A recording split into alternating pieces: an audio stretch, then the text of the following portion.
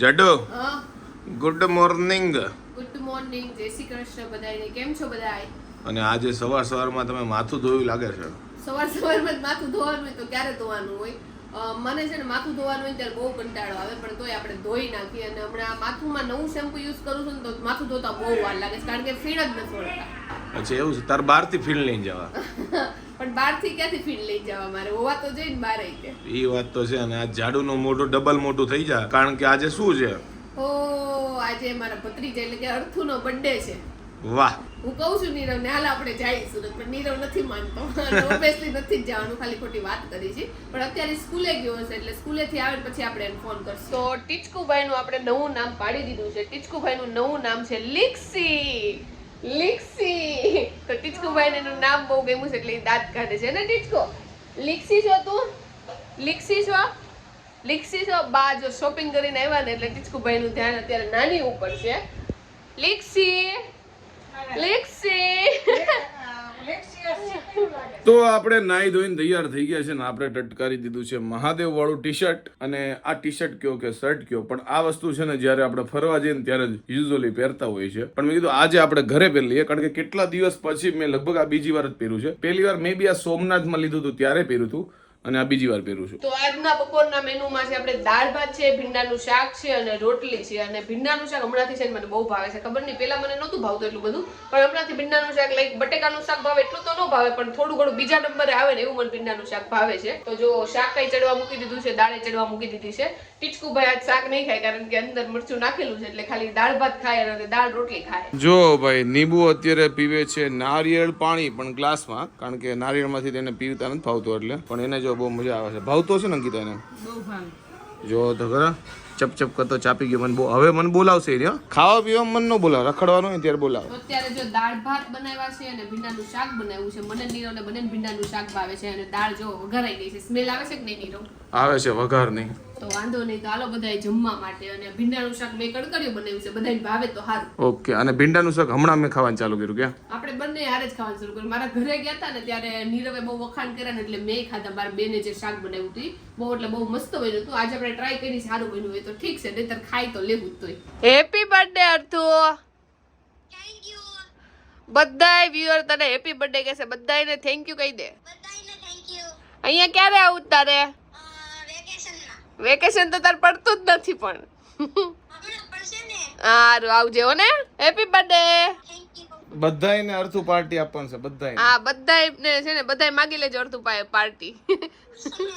જો નીબુનું રમવાનું ચાલુ થઈ ગયું છે, પણ આજે આને રમાડવાના મને છે ને, હું દૂર જાઉં છું કારણ કે નજીક આવે છે. આને રમાડવાનું કોઈક લાખ રૂપિયા આપે ને તો અત્યારે હું રમાડું નહીં, કારણ કે નીબુ એ જે કામ કર્યું છે ને એને કોઈ તેડશે નહીં. હું કેવું તારે તો તેડવો જ પડશે. નીબુ ભાઈ છી કરી લીધું છે, એટલે આનાથી હું દૂર રહેવામાં જ મારી ભલાઈ છે. હું કેસ નીરવ એટલો બીવેન કે વાત ન પૂછો. સેજ એને કઈ પીપી કરી હોય ને તો એટલો મને લાગે 10 ફૂટ દૂર જતો રહે નીરવ. પીપીમાં તો એ વાંધો ન આવે, પણ આ છી કરી જાય છે ને ભોપડિયો. એ ભોપડિયો બપોડી અહીંયા આવીને વધારે કરે છે. ભોપડિયાનો ટાર્ગેટ જ હું હોય ને એવું લાગે છે. બાપુ એ બાપુ તો નીરવ હાટું જો મસ્ત મજાનો પાવડર લાવ્યું છે. હાલે નીરવ આ લગાવીશ ને એટલે એકદમ વ્હાઈટ થઈ જશે, એટલે ફેર એન્ડ લવલી ની જેમ. જાડુ મને ગિફ્ટ આવે છે ને હું એને ગિફ્ટ આપું. લે બ્રશ બસ હવાર કરી નાખજે હરખું. વાંધો નહીં, કરી નાખીશ. પણ આ બ્રશ હું કરીશ ને તો મને લાગે 2 કલાકે હું કરી દઈશ. સમજો નાની પીછી છે બધાય તો જો ભાઈ બ્રશ જો કેવું છે. બાકી આમ દૂરથી કેળું લાગે, દિલ લાગે અને બ્રશ લાગે. બધી વસ્તુ છે, કારણ કે આ ન્યુ ભાઈ નું છે, એટલે. અને આ મોઢામાં ઓલા પેઢા દુખતા હોય ને ત્યારે આ ખાવાની વસ્તુ છે, પણ આ ન્યુ કઈ મોઢામાં નાખતો નથી. એને જો આવી બધી વસ્તુ ગમે. પાવડર ના ડબ્બા છે ને આવો ડબ્બો છે, જુઓ આ એની દૂધની બોટલ છે, આ ખાલી રમકડાની બોટલ છે. અને આ હું તમને કહું ને, ગયા વખતે ક્રિસમસમાં અમે છે ને કાંકરિયા ગયા હતા ત્યારે 50 રૂપિયાનું આ લાવ્યા હતા. અહીંયા 2-3 હતું અને લાઈટ હતું, આમ કરીને એવું તમે જોયું જ હશે આગળના બ્લોગમાં. તો હજી સુધી આ ટેકું છે, એટલે મને લાગે આ 50 રૂપિયાની અને 500 રૂપિયા હોવા જોતા હતા, એટલું આ કામ આવ્યું છે. આનાથી ન્યુ રમે છે બહુ. તો નીરવે હવે ઘરમાં જ છે ને જીમ શરૂ કરી દીધું છે, પણ હજી હું કેમેરો ઓપન કરું ને ત્યાં સુધીમાં તેનું જીમ પતિ હોતન જાય છે. નીરવ પુશઅપ મારું ધીમે હમણાં હાવ મેં બંધ કરી દીધા છે. જ્યારે જીમ કરતો ને ત્યારે 30-40 પુશઅપ તો કટકે મારી લેતા. હમણાં બંધ કર્યું છે ને તો 2-3 પુશઅપ નથી થતા, એટલે કાલથી ચાલુ કર્યા છે. આજ 7-8 પુશઅપ પહોંચી ગયો. અને આ મહાકાલ વાળું ટી શર્ટ બહુ એટલે બહુ મસ્ત લાગે છે. Thank you. અને હવે છે ને તું જ્યારે હેર વોશ કર ને ઓકે ત્યારે તારા વાળે મસ્ત લાગે છે. વાહ નીરવ વાહ, કેટલા મારશો? 3 4 પેલા 8 માર્યા, હવે 4. હવે ધીમે ધીમે ઓછા થતા જાય. એટલે આ બીજો દિવસ છે એટલે આટલા જ મારવા, નકર આ બધું દુખવા મળે. કાંઈ વાંધો નહીં. તો તો નીરવ 20-30 પુશઅપ એક વારમાં મારતો થઈ જાવ એટલે પહોંચી જાવ હમણાં. એટલે અપર બોડી બધી સારી થઈ જાય. Okay, best of luck. Thank તો જાડુ અત્યારે કરવાની છે પ્લેન્ક. જાડુ ચાલો હું સ્ટાર્ટ કહું ત્યારે કરજે. ઓકે, હું નોટિસ કરીશ કે કેટલી સેકન્ડ તું હોલ્ડ કરી શકશ. ઓકે, એકદમ સ્ટ્રેટ કર દે પગ. ઓકે, સ્ટાર્ટ થઈ ગયું. હાલ જોઈએ છે જાડુ. ચાલુમાં કોમેન્ટ્રી કરવા માંગશો કઈ? જો પ્લેન્ક એટલે આવી રીતે જો તમારું જે આ જે ઇનર સ્ટ્રેન્થ હોય ને એનું હોલ્ડ કરવાનું પેટનું, અને આવી રીતે જો એનો સ્ટ્રેચર આવે. આ બહુ અઘરું છે, પેટમાં એટલું બળ પડે ને. જો ભાઈ જોઈ શકાય છે. એટલે તારું લગભગ કેટલું થયું ખબર છે? નહીં, 20 સેકન્ડ. સારું કર્યું. તો હું જ્યારે જીમ કરતી ને, અમાર હગાઈ થઈ પછી કરતી ને હગાઈ પહેલા કદાચ હું જીમ કરતી ત્યારે હું છે ને માંડ 50 સેકન્ડે કેમ પહોંચી હતી. મારથી 1 મિનિટ તો કોઈ દી પ્લેન્ક થયો જ નથી. તો હવે નીરવ છે ને ઈ પ્લેન્ક કરશે. આપણે જોઈએ કેટલા મિનિટ નીરવ કરે છે. મિનિટ નહીં, કેટલા સેકન્ડ જ જોવાનું જો કે. નહીં ભાઈ, હું તો પહેલી વાર કરું છું. ઓકે, તો આપણે જોઈએ. હાલો સ્ટાર્ટ કરી દે હવે. ચાલો સ્ટાર્ટ. તું કાઈ બોલવા માંગીશ નીરવ? નહીં. કે મેક્સિમમ કેટલા ટાઈમ સુધી કરેલો છે પ્લેન્ક? હું પછી બોલું. આમાં છે ને બોલવાનો વેત નો રે. લાગે બહુ ઈઝી પણ કરીને ત્યાર બહુ એટલે બહુ હાર્ડ છે. આ પેટ ઘટાડવાની જેટલી પણ કસરત આવે ને ઈ બધી હાર્ડ છે. મને કરવામાં બહુ જ કંટાળો આવતો.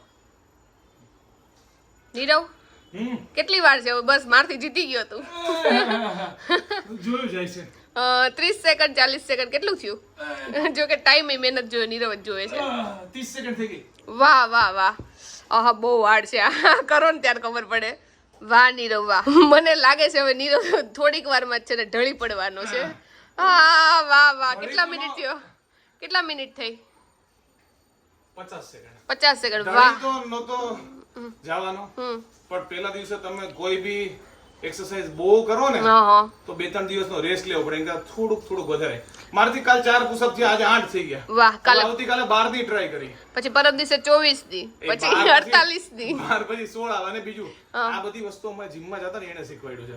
બાકી આપણે કોઈ બી કેવું કરે એક્સ્ટ્રીમ કરી નાખે, પછી અઠવાડિયાનો આરામ, તો એનો મતલબ નહીં. અને જીમમાં આપણે જે લેગ ડે મારતા ને એ કસરત તો લેગ ડે નો મારતા, લેગ મારતા. આ લેગ મારતા, પણ એને એ દિવસ જ કહેવાતો. એના પછી જે પગ દુખતા ને એ વાત જવા દો. સીડી ચડવી હોય તો સીડી નો ચડાતી, લેગ મારો પછી આમ થાય. સીડી નો ચડાતી મને ખબર છે. લેગ મારવા મતલબ જે લોકો જીમમાં ન જતા હોય કે પગની લેગની કસરત. એક્સરસાઇઝ કરી. સપોઝ જો આવી બધી જો પગની કસરત કરી. આ બધી. અને મને યાદ છે એકવાર છે ને મેં પગની કસરત કરી હતી. એના પછી મારા પપ્પા હાટુ છે ને એનો બર્થડે આવતો હતો તો વોચ લેવા ગયા હતા. તો એમાં છે ને થોડુંક સીડી ચડવા જેવું હતું. તો મારથી માંડ ચડાણી હતી. એટલા પગ દુખતા હતા. સ્ટાર્ટિંગમાં બહુ દુખે, પછી તમને ટેવ પડી જાય અને પછી તો જીમ જ મુકાઈ જાય એટલે કાંઈ ન હોય. વાર લાગે ધીમે ધીમે. તો જો ભાઈ આજે ડિનરમાં છે ગરમા ગરમ મુઠિયા ઢોકળા, અને જાડુ જો એને સુધારે છે કારણ કે વઘારવાના છે એટલે. અને સુધારેનો વાંધો નહીં, પણ બાજુમાં મૂક્યું છે તેલ, કારણ કે જેને જેને કાચા ભાવતો એને મજા આવી જાય. મને હું એમાંથી એક છું, મને બહુ એટલે બહુ ભાવે તેલમાં બોળીને ખાવાનું. કા સિંગ તેલ હોય ને તેમાં બોળીને કાચા ખાવાની બહુ મજા આવે. અને અડધું આપણે ભૂકો કરશું, કારણ કે હું ભૂકો ખાઉં છું, નીરવે ભૂકો ખાય છે અને પપ્પાએ ભૂકો ખાય છે. એટલે મોટા મોટા સુધારો ને તો પછી મારા ભાગમાં મોટા જ આવે. એટલે મેં કીધું અડધો ભૂકો કરશું ને અડધા મોટા મોટા બટકા સુધારશું. અને ઘણા લોકો આને સિંગ તેલ ખાય, પછી અમે સિંગ તેલમાં આપણે લસણ વાળી ચટણી નાખીને ખાઈએ. કારણ કે મજા આવે. આપણે હાંડવો સિંગ તેલ ને ચટણીમાં શેમાં નાખીને એમાં જ ખાઈ છે ને? નહીં હાંડવો નહીં, હું ખાઈ છે આપણે સિંગ ઢોકળા. ઢોકળા ખાવાની બહુ મજા આવે. કેટલા ટાઈમથી ઢોકળા નથી બનાવ્યા. એક દિવસ ઢોકળા બનાવશું. જો ભાઈ આપણે ચા અને મુઠિયા ઢોકળા ખાવા માટે બેસી ગયા છીએ અને બધા લોકો જો જમવા માટે બેસી ગયા છીએ. અને ગઈકાલનું મંચુરિયન વધ્યું હતું, મમ્મી જો ધબધબાટી બોલાવે છે. અને નીવ ને નવું નામ છે ને ખબર પડી ગઈ છે કે મારું નામ લીક્સી છે. એટલે હું એમ કહું ને લીક્સી એટલે જવાબ આપશે. જોજો લીક્સી લીક્સી. જો એને ખબર પડી ગઈ મારું નામ લીક્સી છે. હોકારો દે છે લીક્સી લીક્સી. હા તાર નવું નામ તને ગમ્યું?